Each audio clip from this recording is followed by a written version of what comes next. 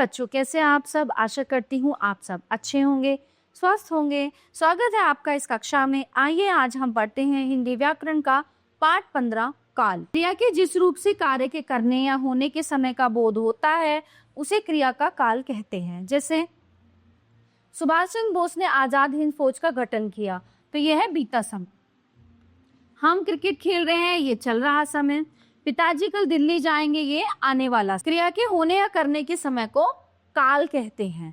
काल के भेद, काल के 3 भेद होते हैं, वर्तमान, भूत और भविष्य। वर्तमान काल, क्रिया के जिस रूप से हमें कार्य के चल रहे समय में होने का ज्ञात होता है उसे वर्तमान काल कहते हैं। जैसे मालिन पुष्प चुनती है, पुष्प पर तितली मंडरा रही है। वर्तमान काल के भी निम्नलिखित 3 भेद होते हैं। सामान्य वर्तमान काल, चल रहे समय में क्रिया के जिस रूप से हमें कार्य के सामान्य से रूप से होने का ज्ञान होता है उसे सामान्य वर्तमान काल कहते हैं। जैसे दिव्या पूछती है, प्रशांत दूध पीता है।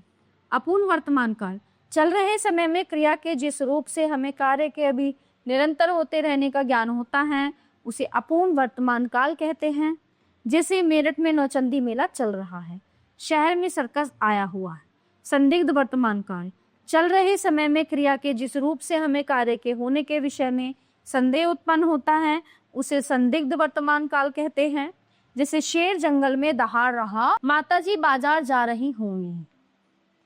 क्रिया के जिस रूप से हमें कार्य के बीते समय में संपन्न होने का ज्ञान होता है उसे भूतकाल कहते हैं। माँ ने खाना पकाया था, बच्चा बाहर भाग गया था। भूतकाल के निम्नलिखित 6 भेद होते हैं। सामान्य भूतकाल, क्रिया के जिस रूप से हमें किसी कार्य के सामान्य अवस्था में समाप्त होने का ज्ञान होता है उसे सामान्य भूतकाल कहते हैं। जैसे सोहन ने पत्र लिखा और रवि दिल्ली गया। ठीक है। अब दूसरा आता है आसन्न भूतकाल। क्रिया के जिस रूप से हमें ज्ञात होता है कि जो कार्य बीते समय में आरंभ हुआ था वो अभी अभी समाप्त हुआ है उसे आसन्न भूतकाल कहते हैं। जैसे नौकरानी अभी अभी आई है, शीला कविता गाकर अभी चुप हुई है। पूर्ण भूतकाल, क्रिया के जिस रूप से हमें किसी कार्य के बीते हुए समय में बहुत पहले समाप्त हो जाने का ज्ञान होता है उसे पूर्ण भूतकाल कहते हैं। जिसे महर्षि वाल्मीकि ने रामायण की रचना की थी। सोनम ने बैंक से पैसे निकलवाए थे। अपूर्ण भूतकाल, क्रिया के जिस रूप से हमें किसी कार्य के बीते हुए समय में आरंभ होने का ज्ञान तो होता है किंतु उसकी समाप्ति का कोई ज्ञान नहीं होता उसे अपूर्ण भूतकाल कहते हैं। जैसे जब वह गांव से आया था तब वहां बाढ़ आई हुई थी। मयूर के स्टेशन पहुंचने से पहले रेलगाड़ी छूट चुकी। संदिग्ध भूतकाल, क्रिया के जिस रूप से हमें किसी कार्य के बीते हुए समय में समाप्त हो जाने में संदेह होता है उसे संदिग्ध भूतकाल कहते हैं। जैसे रोगी मर चुका होगा, दिव्या ने खाना खा लिया होगा। हेतुमत भूतकाल, क्रिया के जिस रूप से हमें ज्ञान होता है कि बीते हुए समय में किसी कार्य का संपन्न होना किसी दूसरे कार्य पर निर्भर करता हो तो उसे हेतुमत भूतकाल कहते हैं।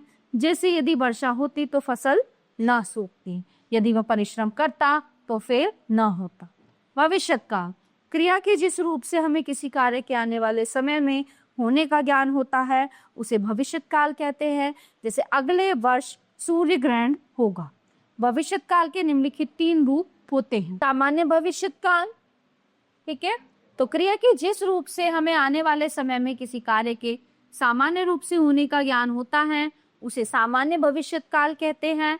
जैसे बाबूजी कार्यालय जाएंगे, निधि कल दिल्ली से आएगी। संभाव्य अथवा संदिग्ध भविष्यत काल, क्रिया के जिस रूप से हमें आने वाले समय में किसी कार्य के होने की संभावना का ज्ञान होता है उसे संदिग्ध भविष्यत काल कहते हैं। जैसे संभवतः भारत में फिर कोई कल्पना चावला पैदा हो सकता है कल वर्षा हो। हेतुमत भविष्यत काल, जब भविष्य में होने वाली किसी क्रिया का होना किसी दूसरी क्रिया पर निर्भर होता है वह हेतुमत भविष्य काल होता है। जैसे अगर सीता यहाँ न आई तो मैं भी नहीं जाऊंगी, यदि उसने अपना ध्यान न रखा तो वह भी बीमार। प्यारे बच्चों, ये था हमारा पाठ काल जो यहीं पे समाप्त होता है। आशा करती हूँ ये पाठ आपको बहुत अच्छे से समझ आया होगा। मिलते हैं अगली कक्षा में। धन्यवाद।